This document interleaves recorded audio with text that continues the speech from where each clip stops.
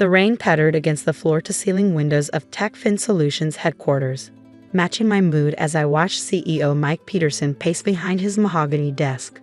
For 3 years, I'd been the invisible force driving this fintech startup from a humble office above a coffee shop to a gleaming tower in downtown San Francisco.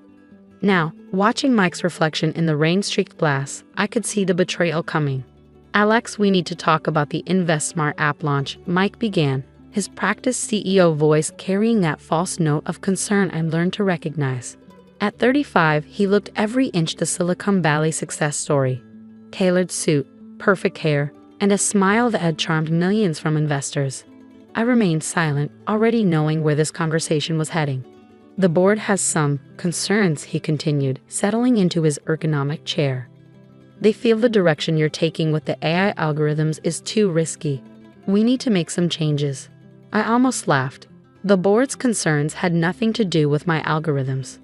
The real story had started 3 weeks ago when I overheard Mike in a private meeting with our largest investor, promising them complete control of my revolutionary investment prediction system.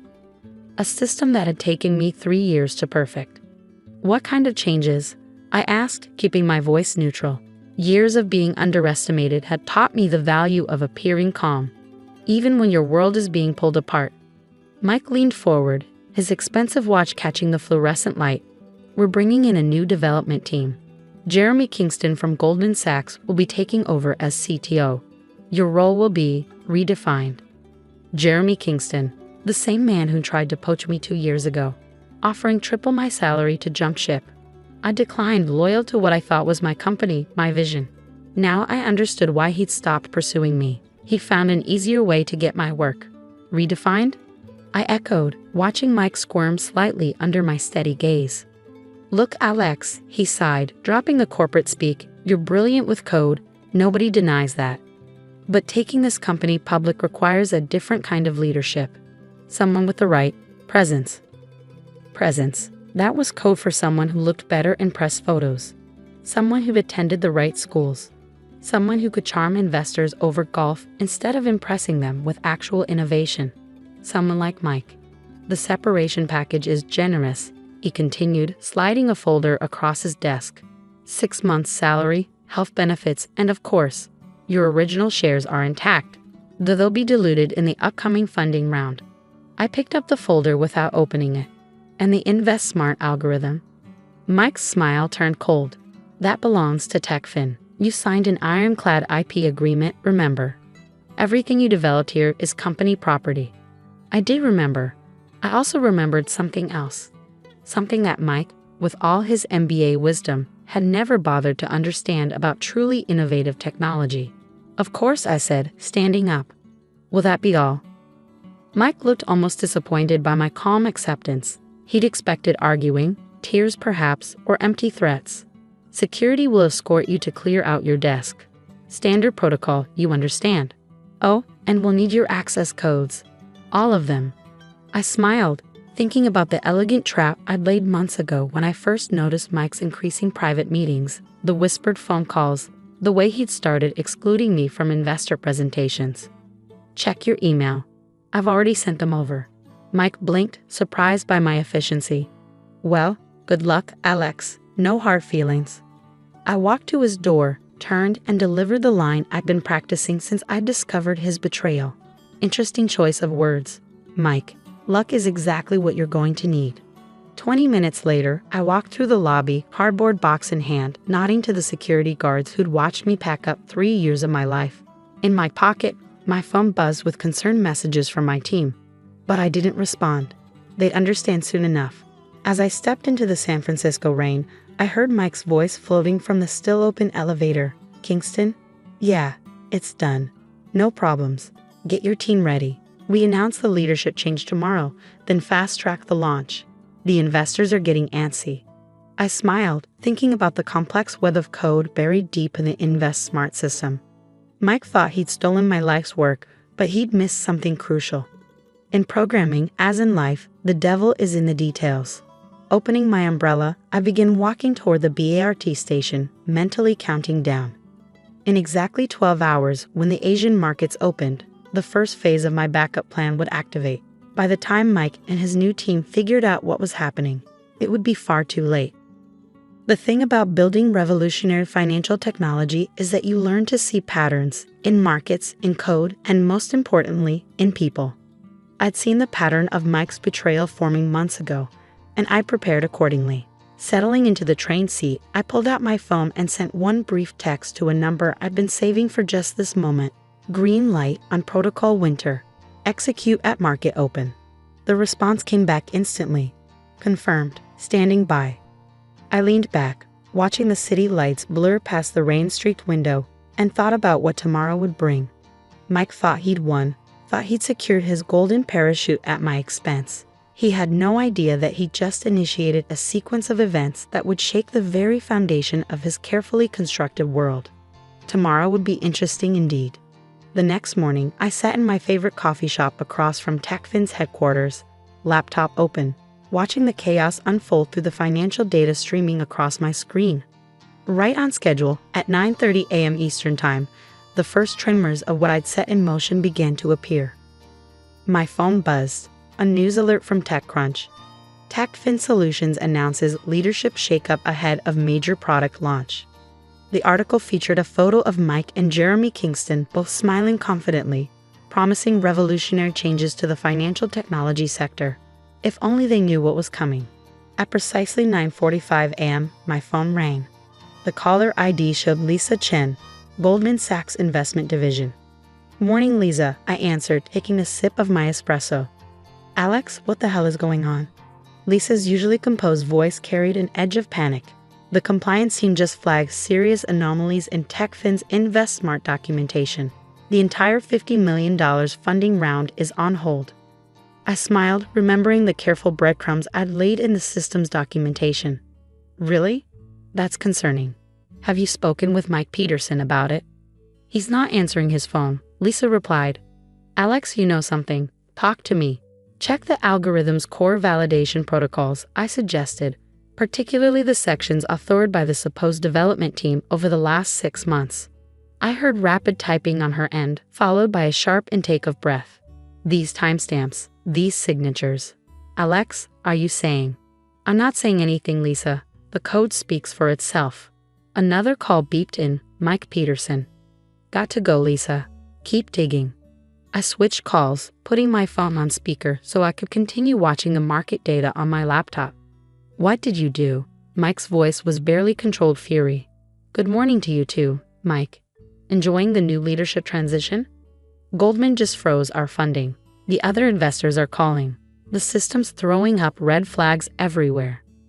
"Interesting," I cut in. "Have you had a chance to review the core architecture of the InvestSmart system? The real one, not the modified version Jeremy's team has been fumbling with for the last 12 hours?" Silence. Then, "What do you mean, modified version?" I leaned back in my chair, watching through the coffee shop window as people began hurrying in and out of TechFin's building across the street. "You see, Mike, when you build a truly innovative AI system for financial prediction, you have to think about security, not just external threats, but internal ones too. The system I built doesn't just predict market movements, it protects itself." "What are you talking about?" "Every time Jeremy's team tries to modify the code, they trigger authentication protocols. Each failed attempt creates a documented trail of unauthorized access. Right now, that trail is being automatically sent to every major financial regulator and investor involved with TechFin." More silence, then the sound of Mike's office door slamming. "Fix this," he growled. "Whatever you want, double your salary, CTO position, board seat." "It's too late for that," I said quietly. "Check your email." I heard him shuffling, probably reaching for his computer. Then a sharp curse. The email I'd sent contained 3 things. First, a recording of Mike's meeting with Kingston from 2 months ago, discussing how they'd push me out and take credit for my work. Second, documentation proving that the new development team had been attempting to reverse engineer my algorithm for weeks, making critical mistakes in the process.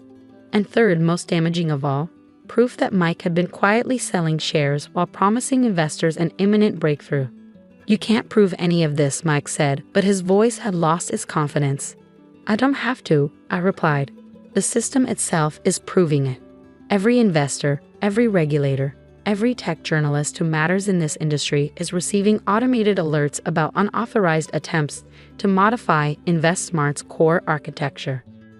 Your new team's digital fingerprints are all over it. Through the window, I watched a familiar figure hurry out of TechFin's building, Jeremy Kingston carrying his laptop bag, face pale. "Oh look," I commented. "Seems like Jeremy just figured it out." Smart guy. Once he actually looked at the code, he'd probably realized that every change they made last night wasn't just failing. It was documenting their attempts to steal proprietary technology. My laptop pinged, another news alert. TechFin shares halted trading amid regulatory concerns. "The board will back me," Mike said, but I could hear the uncertainty in his voice. "Will they? Check your trading dashboard." I heard frantic clicking, then a sharp intake of breath. The elegant trap I'd laid was now fully visible. Every unauthorized attempt to modify the system had triggered not just security protocols, but also trading algorithms. The system had been quietly hedging against TechFin's own stock, creating a perfect record of when and how the attempted theft had occurred. "You're destroying the company," Mike whispered. "No, Mike, I'm saving it. From you." My phone buzzed with a text. "Lisa again. Board emergency meeting called.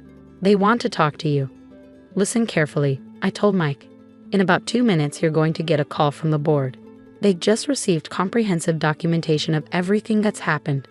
They have 2 options: remove you in Kingston, reinstate me with full control of InvestSmart's development, or watch their $200 million investment turn to ash when the markets grasp what you tried to do." "You planned this all along," Mike said slowly. "Every time we thought we were pushing you out, I was documenting your attempts to steal my work," I finished. "The system did exactly what it was designed to do: protect assets from theft, whether external or internal. The fact that it protected its own creator, that's just elegant programming." His office phone started ringing in the background. "Better answer that," I suggested. "Oh, and Mike, remember what I said about luck? Turns out you needed more than that. You needed integrity." I ended the call and turned back to my laptop, watching as the story exploded across tech news sites. Within hours, Mike and Kingston were out. The board had called an emergency session, and I had 7 missed calls from various venture capital firms. By evening, I was sitting in the same boardroom where Mike had fired me, but this time I was the one behind the mahogany desk. The board members who had rubber-stamped my dismissal now sat attentively as I explained exactly how InvestSmart worked, and more importantly, how its security protocols had protected both the company and its investors from what could have been a devastating theft of intellectual property. "The system," I explained, pulling up the real code on the screen, "doesn't just predict market movements. It creates an unalterable record of every attempt to corrupt or steal its core functionality. What you saw today wasn't a glitch, it was a feature." "And the frozen funding?" one board member asked. "Will be released as soon as we submit the correct documentation, the real documentation." The system's security protocols didn't just protect the code, they protected the company's integrity. Without that, we'd have nothing worth investing in. As I walked out of TechFin that evening, I passed my old desk, now being cleared of Kingston's belongings. My team was waiting, grins on their faces, having understood now why I'd spent those extra hours optimizing the security protocols. My phone buzzed one last time, a message from Lisa at Goldman Sachs. "Funding reinstated. Board approved your appointment as CEO. Drink soon. I want to hear how you really pulled this off." I smiled, thinking about Mike's final expression when he realized that his perfect corporate coup had been undone by the very thing he tried to steal. In the end, he taught me a valuable lesson. In the world of tech startups, true innovation isn't just about writing code. It's about writing code that protects itself and its creator from those who would steal it. Standing in the lobby, looking up at the building that was now truly mine, I thought about all the other developers out there, all the other innovators working late nights, trusting their companies, their bosses, their visionary CEOs. Maybe my story would teach them something too. Sometimes the best defense isn't in your contracts or your lawyers. It's buried deep in your code, waiting for the right moment to reveal the truth. The next morning, TechCrunch ran a new headline. TechFin's AI innovation reveals corporate theft attempt. A new era of self-protecting technology. Below was a quote from an unnamed board member. "We thought we were getting a revolutionary investment algorithm. What we really got was a lesson in how technology can enforce corporate integrity." Sitting in my new office, looking out at the San Francisco skyline, I couldn't help but smile.